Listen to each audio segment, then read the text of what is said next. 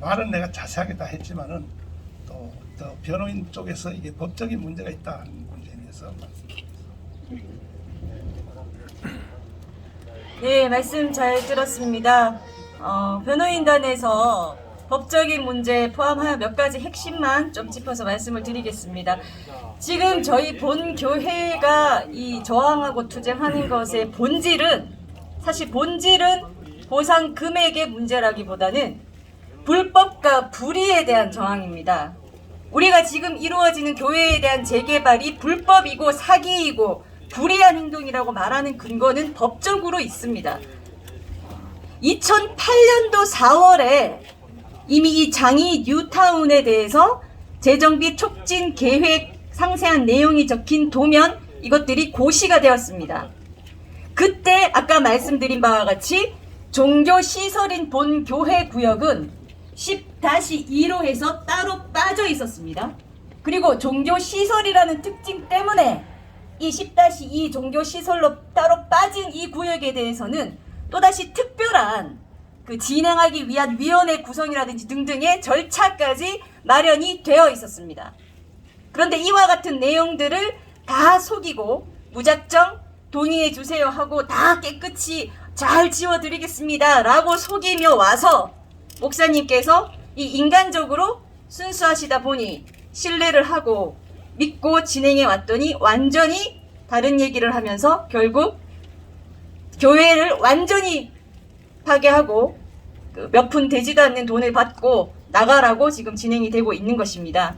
그래서 2008년도에 이미 구체적으로 이 교회를 10-2로 빼서 별도의 절차를 가지고 진행하도록 되어 있었던 그와 같은 부분에 대한 절차가 단 하나도 진행되지 않았고, 일반 아파트를 분양하는 것의 절차에다가 우리 교회를 갖다 대면서 그 아파트 분양받는데 신청 왜 안 했냐는 황당한 주장을 하면서 여기까지 흘러오게 되었습니다. 이 부분에 대해서는 지금 항소심에서 계속 다투어지고 있고, 이번 항소심에서 이와 같은 새로운 사실들, 이 지금 진행하는 이 재개발 사업 자체의 근본적인 하자가 다루어지고 있습니다.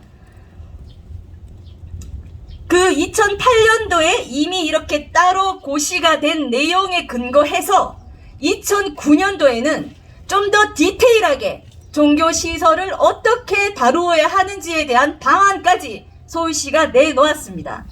그것이 지금 나눠드렸습니다만 이렇게 있습니다. 그 핵심 내용은 보면 종교시설은 우선적으로 존치가 되도록 검토해야 한다입니다. 존치가 되는 대상은 종교단체가 토지 및 건물을 소유하고 정상적인 종교활동을 수행 중인 곳입니다. 바로 본교회입니다. 본교회는 토지와 건물을 소유하고 정상적인 종교활동을 하는 교회일 뿐만 아니라 이 장이동 일대 또한 전국적인 성도가 있는 교회이기 때문에 100%, 300% 존치 대상 교회입니다. 존치시키지 않는다는 것은 교회가 스스로 더 이상 하지 않겠다고 나가지 않는 이상 불가능한 것이었습니다. 이와 같은 내용들이 있고, 또 이것에 대해서는 철저히 이 정비 계획에 대해서 진행할 때 이 지침에 준하여 모든 대책과 절차를 하도록 이 곳에 되어 있습니다. 이와 같은 문제점들이 있다는 말씀 먼저 드리고요. 그리고 또 어제 집행 시도가 있었습니다만 대법원의 예규가 이번 달인 4월 1일자로 신규로 제정된 것이 있습니다. 이 부동산 등의 집행에 대한 대법원의 고려가 있었던 겁니다. 집행관이 집행을 할 경우에는 인도 집행을 하기 위해 필요한 모든 사항을 사전에 현장 조사를 하여야 한다라고 의무를 주고 있고요. 또 대상이 되는 사람들의 인권을 존중하여야 하고, 아동, 노약자 등의 인도 집행에 인권 침해가 없도록 세심한 배려를 하여야 함. 이 세심한 배려를 하여야 함, 이런 내용은 제가 말씀드리는 게 아니라 나눠드린 것에 그대로 있습니다.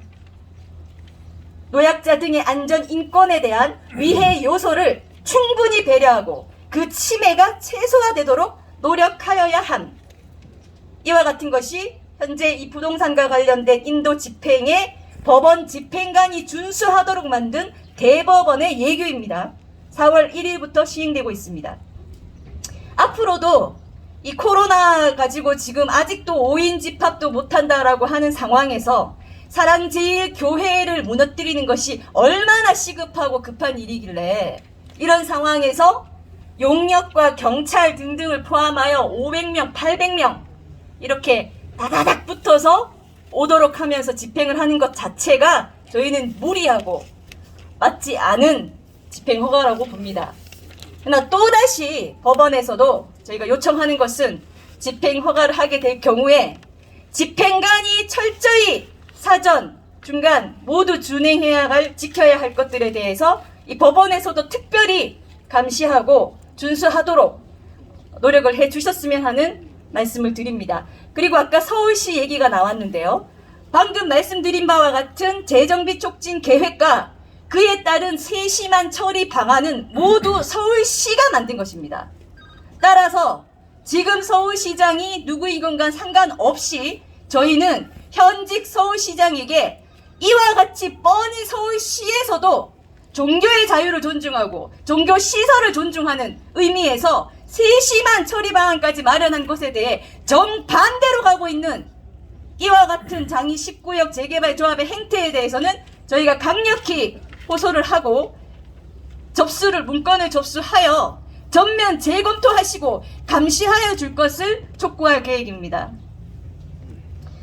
마지막으로 말씀을 드리면 아까 목사님께서 말씀하신 것처럼 교회는 일반 영업 상가 시설이 아닙니다.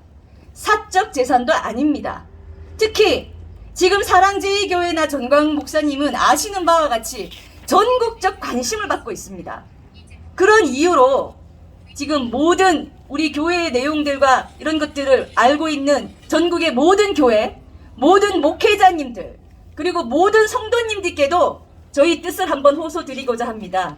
본 교회가 이런 터무니없는 교회를 철저히 무시하고 사기를 쳐서 불법으로라도 내쫓으면 그만이라고 생각하는 이 근본적인 인식의 문제, 이 교회에 대한 모욕적인 행태에 대해서는 똑같이 공감을 하셔야 합니다. 왜냐하면 본 교회가 목숨 걸고 이와 같은 불법과 불의와 교회를 철저히 무시하는 하나님을 모욕하는 이런 행태를 용납하지 않고 목숨 걸고 저항하는 이유는 전국에서 보고 있기 때문입니다. 만약 한기총 대표회장을 하신 전광 목사님이 계신 이 사랑제일교회, 문재인 정부와 대표적으로 맞서 저항하는 본 교회가 이와 같이 터무니없는 것으로 파괴되고 철거되는 것이 성공하게 된다면 앞으로 어떤 재개발하고도 이길 수 있는 교회는 대한민국에 없을 거라고 봅니다.